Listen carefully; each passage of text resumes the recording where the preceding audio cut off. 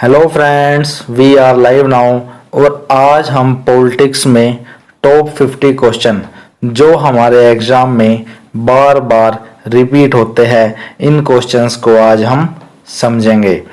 तो सबसे पहला हमारा क्वेश्चन लिखा हुआ है क्या कि भारत का राष्ट्रपति राज्यसभा में कितने सदस्य मनोनीत कर सकता है। तो इसका राइट आंसर हो जाएगा 12 सदस्य मनोनीत कर सकता है। जो हमारा दूसरा क्वेश्चन है उसे देखते हैं क्या कि भारत के राष्ट्रपति का वेतन कितना होता है।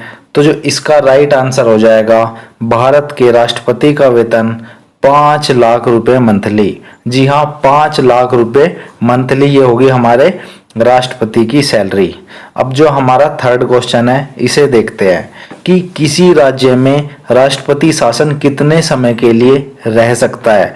तो जो इसका राइट आंसर होगा 3 वर्ष के लिए किसी राज्य में राष्ट्रपति शासन रह सकता है। जी हाँ, 3 वर्ष के लिए।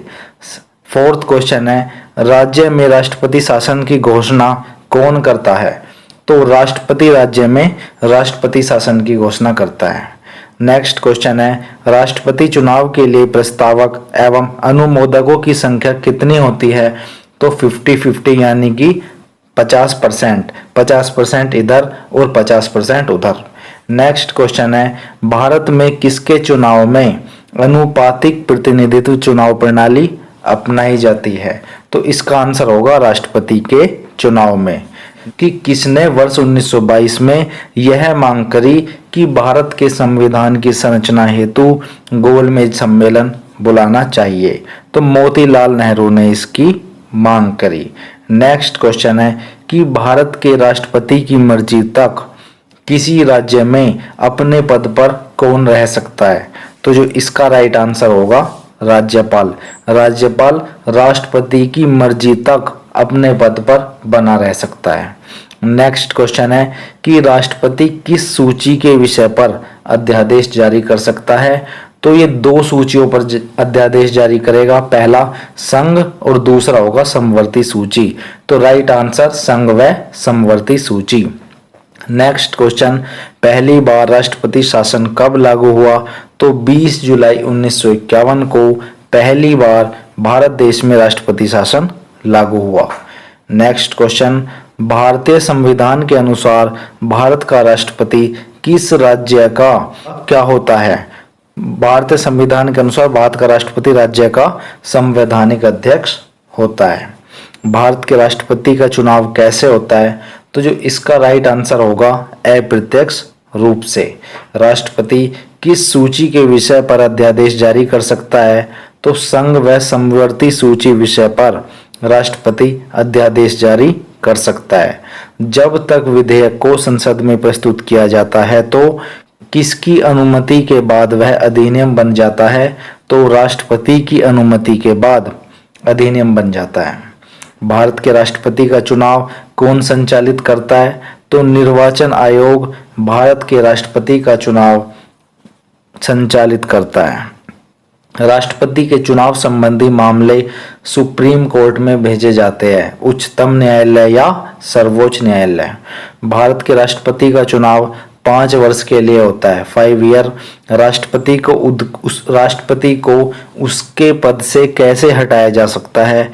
तो संसद द्वारा महाभियोग चलाकर राष्ट्रपति को उसके पद से हटाया जा सकता है। नेक्स्ट क्वेश्चन राष्ट्रपति पर महाभियोग किस आधार पर लगाया जाता है। तो संविधान का अतिक्रमण करने पर या संविधान का उल्लंघन करने पर राष्ट्रपति पर महाभियोग की प्रक्रिया अपनाई जाती है। भारतीय भाषाओं को 4 प्रमुख वर्गों में बांटा गया है। 4 प्रमुख वर्ग। भारत के राष्ट्रपति को पद एवं गोपनीयता की शपथ भारत का मुख्य न्यायाधीश या सुप्रीम कोर्ट का जज दिलाता है। राष्ट्रपति अपना त्यागपत्र उपराष्ट्रपति को सौंपता है। राष्ट्रपति अपना त्यागपत्र उपराष्ट्रपति को सौंपता है। उत्तर प्रदेश की प्रथम महिला मुख्यमंत्री सुचेता कृपलानी बनी। भारत के कौन से राष्ट्रपति निर्विरोध चुने गए थे। तो इसका आंसर होगा नीलम संजीव रेड्डी। नेक्स्ट क्वेश्चन स्वतंत्र भारत के प्रथम राष्ट्रपति बिहार राज्य के थे। भारत के किस राष्ट्रपति की मृत्यु का कार्यकाल खत्म होने से पहले हो गई? तो इसका आंसर होगा डॉक्टर जाकिर हुसैन। इनकी मृत्यु कार्यकाल के पहले हो गई थी, यानी कार्यकाल के दौरान। भारत का राष्ट्रपति किसकी नियुक्ति नहीं कर सकता? तो भारत का राष्ट्रपति उपराष्ट्रपति की नियुक्ति नहीं कर सकता, उपराष्ट्रपति की नियुक्ति नहीं कर सकता। नेक्स्ट क्वेश्चन है, वित्त बिल के लिए किसकी स्वीकृति आवश्यक है? तो राष्ट्रपति की स्वीकृति वित्त बिल के लिए आवश्यक है। नेक्स्ट क्वेश्चन है, भारतीय संविधान के अनुसार भारत का प्रथम नागरिक राष्ट्रपति होता है और भारत के राष्ट्रपति पद के लिए उम्मीदवार की न्यूनतम आयु या मिनिमम एज 35 वर्ष। राष्ट्रपति का चुनाव किस पद्धति द्वारा होता है? तो समानुपातिक प्रतिनिधित्व एवं एकल संक्रमणीय प्रणाली द्वारा। भारत की तीनों सेनाओं का सर्वोच्च सेनापति राष्ट्रपति होता है। युद्ध अथवा बाहरी आक्रमण की स्थिति में आक्रमणकारी के विरुद्ध युद्ध की घोषणा राष्ट्रपति कर सकता है। नेक्स्ट क्वेश्चन है, संविधान सभा का स्थायी अध्यक्ष कौन थे?